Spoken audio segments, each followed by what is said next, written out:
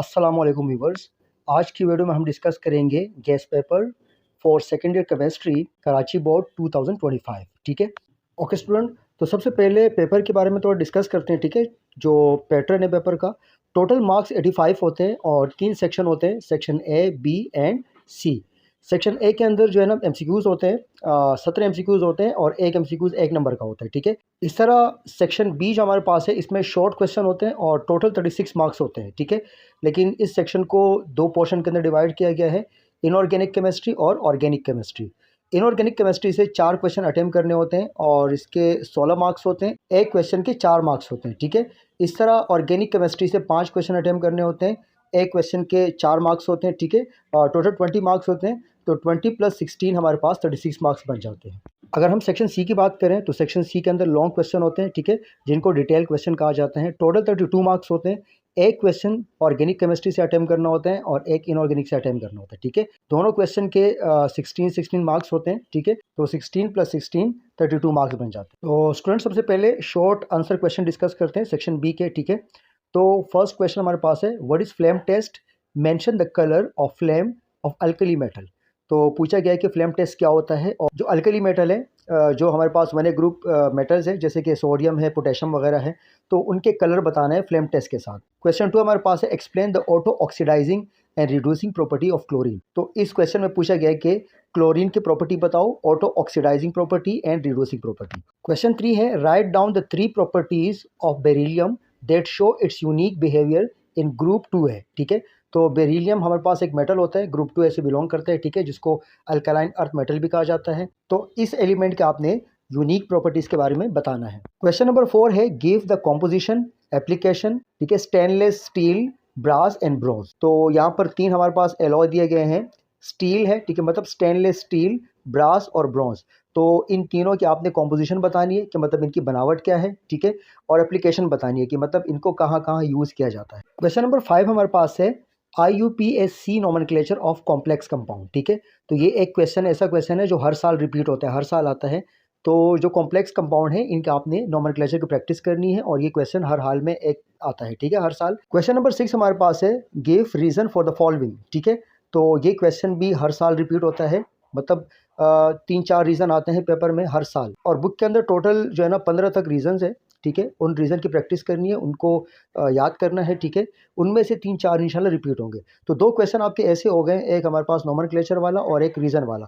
तो ये 2 question must आते हैं, मतलब ये हर साल रिपीट होते हैं। ठीक है, तो यहाँ पर कुछ रीज़न इनको डिस्कस करते हैं। फर्स्ट रीज़न हमारे पास है, why do transition element show variable oxidation state. जो ट्रांजिशन एलिमेंट है जैसे कि डी ब्लॉक एलिमेंट्स है, तो पूछा गया है कि इनका जो ऑक्सीडेशन स्टेट है ये वेरिएबल क्यों होता है। ठीक है, मतलब इनके वैलेंसी वेरिएबल क्यों होती है, मुख्तलिफ क्यों होती है। रीजन नंबर 2 हमारे पास है, why transition element have the ability to form alloy. तो पूछा गया है कि जो ट्रांजिशन एलिमेंट है इनके पास ये सलाहियत क्यों होती है कि एलॉय बनाते हैं। ठीक है, रीजन नंबर 3 हमारे पास है, why chromium exist in 4s1 3d5 configuration but not in 4s2 3d4। तो क्रोमियम जो है ना, इसका इलेक्ट्रॉनिक कॉन्फ़िगरेशन 4s1 3d5 क्यों होता है बजाय 4s2 3d4 के। रीजन नंबर 4 है, why binding energy of zinc least in 3D series. जो जिंक है तो इसकी बाइंडिंग एनर्जी सबसे कम क्यों होती है 3D सीरीज के अंदर। रीजन नंबर 5 हमारे पास है, Y copper ion is blue but zinc ion is colourless. तो कॉपर आयन जो है ना ये ब्लू कलर के क्यों होते हैं और जो जिंक आयन है ये कलरलेस क्यों होते हैं। ठीक है, तो ये रीजन बताना है। रीजन नंबर 6 हमारे पास है, alkali metal are good conductor of electricity. ठीक है, तो अल्कली मेटल गुड कंडक्टर होते हैं इलेक्ट्रिसिटी के, ये आपने बताना है कि ये क्यों होता है। ठीक है, रीजन नंबर 7 हमारे पास है, ionisation energy decrease from top to bottom in S block element. ठीक है, जो एस ब्लॉक एलिमेंट है जब हम टॉप टू बॉटम जाते हैं, मतलब ग्रुप के अंदर ऊपर से नीचे जाते हैं, तो आयोनाइजेशन एनर्जी डिक्रीज क्यों होती है। रीजन 8 हमारे पास है, boiling point of halogen increase down the group in the periodic table.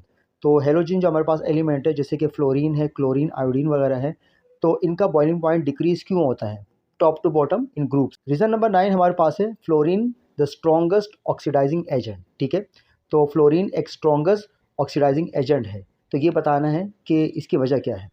Reason number 10 हमारे पास है, गैलियम है smaller atomic radii than aluminium despite being between the aluminium in group 3 है। रीजन नंबर 11 है, electronegativity of alkali metal decrease from lithium to caesium. Reason number 12 हमारे पास है, acidity of hydrogen halides increase from hydrogen fluoride to hydrogen iodide. Question number 7 हमारे पास है, write the balance equation for the following chemical process. तो इस question के अंदर आपको कुछ केमिकल प्रोसेस देंगे, ठीक है, आपने उन प्रोसेस का केमिकल इक्वेशन लिखना है, ठीक है, फिर उसको बैलेंस करना है। यहाँ पर कुछ एग्जांपल के तौर पे मैंने कुछ प्रोसेस लिखे हुए हैं, केमिकल इक्वेशन आपने बनाने हैं इनके और फिर बैलेंस करना है। फर्स्ट हमारे पास है, a piece of aluminium is dipped into concentrated sulphuric acid, ठीक है। तो अगर हम एल्यूमिनियम के एक पीस सल्फ्यूरिक एसिड के अंदर, जो कंसनट्रेटेड सल्फ्यूरिक एसिड है उसके अंदर डिप करेंगे, तो उसका आपने केमिकल इक्वेशन लिखना है, फिर उसको बैलेंस करना है। Sodium burn in axis of air, ठीक है, जब हम एयर की मौजूदगी में सोडियम को बर्न करेंगे, ठीक है, तो आपने केमिकल इक्वेशन इसका लिखना होगा और फिर बैलेंस करना होगा। प्रोसेस 3 हमारे पास है, magnesium is heated with the nitrogen gas. तो जब हम नाइट्रोजन गैस के साथ मैग्नीशियम को हीट करेंगे, ठीक है, तो हमारे पास क्या केमिकल इक्वेशन बनेगा और फिर उसको बैलेंस कैसे किया जाएगा। नंबर 4 हमारे पास है, potassium is put into ethyl alcohol. जब हम इथाइल अल्कोहल के अंदर पोटेशियम डालेंगे, ठीक है, तो उसके साथ मिक्स करेंगे तो क्या केमिकल इक्वेशन बनेगा और फिर उसके बाद बैलेंस करना पड़ेगा, ठीक है। प्रोसेस नंबर 5 हमारे पास है, reaction of concentrated nitric acid with copper. तो कॉन्सेंट्रेटेड नाइट्रिक एसिड का अगर हम रिएक्शन करते हैं कॉपर के साथ तो क्या केमिकल इक्वेशन बनेगा, ठीक है, और उसके बाद इसको बैलेंस किया जाए। प्रोसेस नंबर 6 हमारे पास है, reaction of permanganate with oxalic acid. Process number 7 हमारे पास है, reaction of manganese with dilute sulphuric acid. और प्रोसेस नंबर 8 हमारे पास है, रिएक्शन ऑफ डाइक्रोमेट। यहाँ पर मैंने क्रोमेट लिखा हुआ है लेकिन ये डाइक्रोमेट है, ठीक है, डाइक्रोमेट विद फेरस सल्फेट।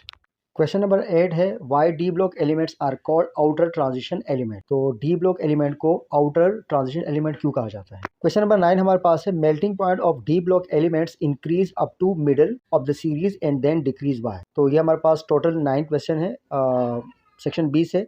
इनमें 3 क्वेश्चन मोस्ट इंपॉर्टेंट है, एक हमारे पास रीजन वाला क्वेश्चन, ठीक है, एक नॉमेनक्लेचर वाला और एक केमिकल इक्वेशन वाला। अगर आप इन 3 की प्रैक्टिस करते हो तो ये 3 क्वेश्चन तो आपके पक्के हैं। ओके स्टूडेंट, अब बात करते हैं ऑर्गेनिक केमिस्ट्री की, ठीक है। जो ऑर्गेनिक केमिस्ट्री पोर्शन है, हम ये जानते हैं कि ऑर्गेनिक केमिस्ट्री पोर्शन से 5 क्वेश्चन अटेम्प्ट करने होते हैं। तो फर्स्ट क्वेश्चन हमारे पास है, define organic chemistry and give significance of some organic compound in everyday life. तो ऑर्गेनिक केमिस्ट्री को डिफाइन करना है और कुछ ऑर्गेनिक कंपाउंड के सिग्निफिकेंस बताने, मतलब फ़ायदे बताने रोज़मर्रा की ज़िंदगी में। क्वेश्चन नंबर 2 हमारे पास है, what is vital force theory. Vital force theory क्या है, वाई वॉज इट डिसअप्रूव्ड, और इसको डिसअप्रूव क्यों किया गया था, ये पूछा गया है।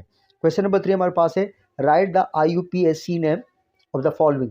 तो जैसे कि इनऑर्गेनिक में आपको मैंने बताया था कि एक नॉमेनक्लेचर के क्वेश्चन 4 नंबर के लिए मस्ट है, ठीक है, इस तरह ऑर्गेनिक में भी एक क्वेश्चन ज़रूर आता है नॉमेनक्लेचर के लिए। या तो आपको कंपाउंड दिए जाएंगे, कंपाउंड के आपने स्ट्रक्चर ड्रॉ करने हैं, या आपको स्ट्रक्चर दिए जाएंगे, स्ट्रक्चर के आपने नेमिंग करनी है, ठीक है।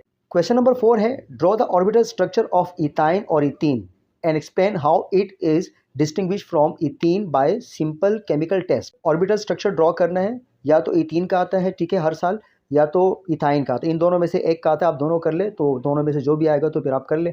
तो पूछा गया कि इनका ऑर्बिटल स्ट्रक्चर ड्रॉ करें, और फिर ये पूछा गया कि इथाइन को हम इथीन से फ्लेम टेस्ट की मदद से कैसे डिस्टिंग्विश कर सकते हैं, ठीक है, आपने ये भी बताना। क्वेश्चन नंबर 5 हमारे पास है, how is coal produce under the earth crust.